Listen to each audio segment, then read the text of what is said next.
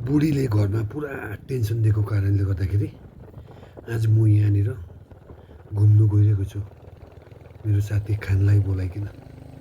घुम्नु भन्दाखेरि पनि मनलाई अलिक शान्ति होस् है भनिकन। अब टेन्सन कति लिनु होइन।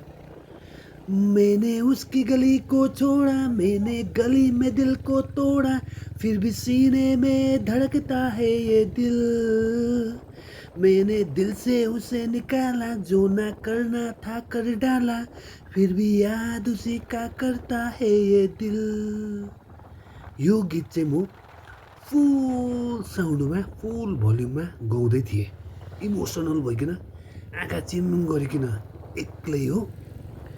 तर उतापट्टिबाट त बुढीले सुनिरहेको रहेछ, अन्त छेउमा आएर हेरिरहेको रहेछ।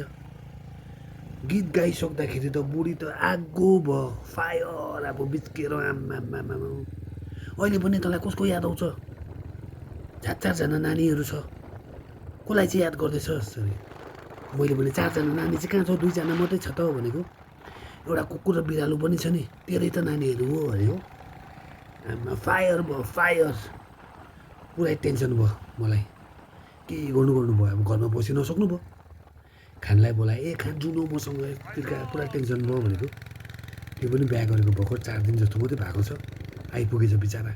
के भयो टेन्सन भनेकिन हो, जुन कतै घरमा पुरा टेन्सन भयो, यस्तो यस्तो भयो भनेको। त्यसले मलाई यता लग्यो घुमाउनु, मजाले चिया बगानहरू देखेँ। अन्त मन अलिकति शान्ति होला जस्तो भयो। तर घरकै कुरा याद आइरहेको छ, अब बुढीलाई कसरी पकाउनु पर्ने भनेर हो। अन्त खानलाई भने मैले यस्तो यस्तो भएको भनेर कि त्यसले मलाई सम्झाउनु थाल्यो फेरि।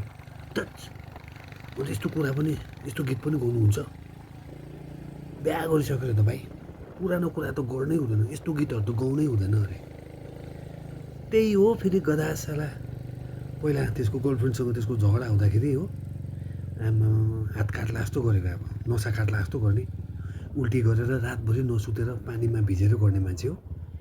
भाईजान मैं तो आशिक हूँ, मैं तो एक बार मरूंगा, लेकिन मेरी प्यार की कहानी सुन के आप बार बार मरोगे भन्ने डायलग भन्ने त्यही हो है फेरि।